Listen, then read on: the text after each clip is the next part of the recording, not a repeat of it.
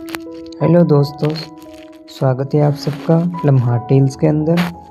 चलिए हम अपनी स्टोरी कंटिन्यू करते हैं। पहली नज़र पार्ट 3। सुबह कैफ़े खुला ही था कि करण बिना बताए अमन के घर आ गया। अमन ने दरवाज़ा खोला तो करण ने मुस्कुराकर कहा, आज मुझे तुम्हारी चाय चाहिए, पर घर वाली। अमन की अम्मी ने पूछा, ये कौन? करण ने सीधा आंखों में देखकर कहा, अमन का दोस्त। अम्मी भी मुस्कुराने लगी और चाय ले आईं। दोनों छत पर जाकर चाय पीने लगे। हवा स्लो और नज़ारे फास्ट थे। करण बोला, तुम घर में ज़्यादा चुप हो जाते हो। अमन ने चुपचाप कहा, घर वालों के डर में आदतें बदल जाती हैं। करण का चेहरा सीरियस हो गया। अमन, क्या तुम्हारे घर में कभी कोई बात?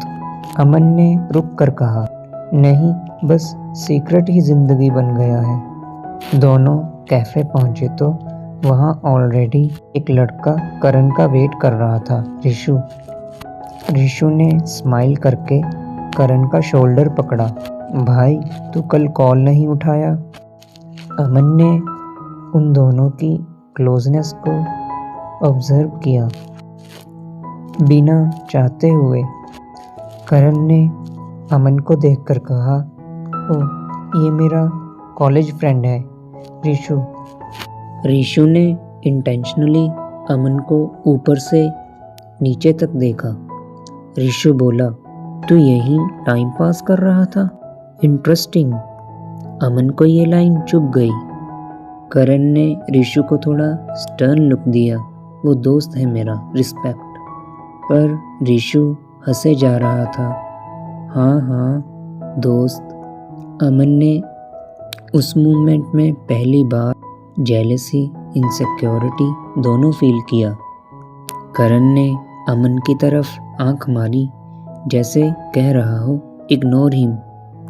फ्रेंड के जाने के बाद कैफ़े की लाइट स्लो हो गई और मूड भी।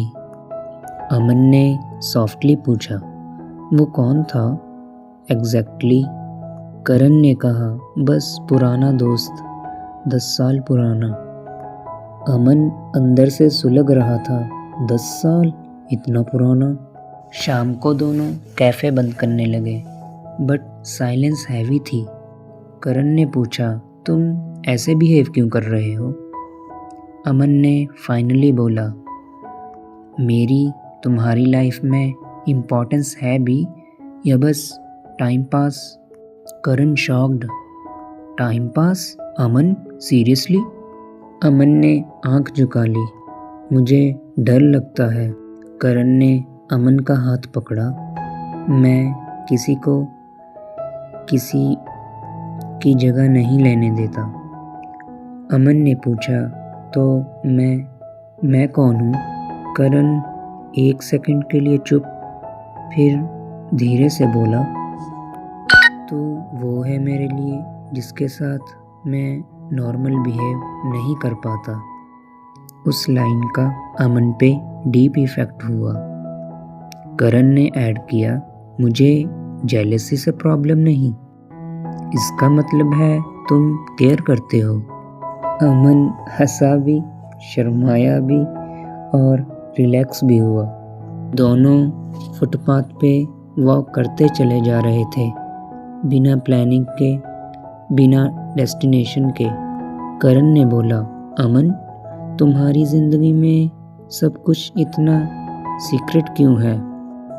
अमन ने थोड़ा सोच के कहा, क्योंकि हम जैसे लोगों की कहानियाँ असली दुनिया में आसान नहीं होती। करण रुक गया, तो हम कहानी बदलेंगे। फ़ोन वाइब्रेट हुआ। अमन का भाई कॉल कर रहा था। अमन ने पिक नहीं किया। करण ने पूछा, पिक क्यों नहीं करते? अमन बोला, मेरे घर में कोई मेरे रियल इमोशन समझता ही नहीं। करण ने सॉफ्टली कहा, तो मुझे बताओ। अमन ने पूछा, तुम सच में सीरियस हो या फिल्मी डायलॉग?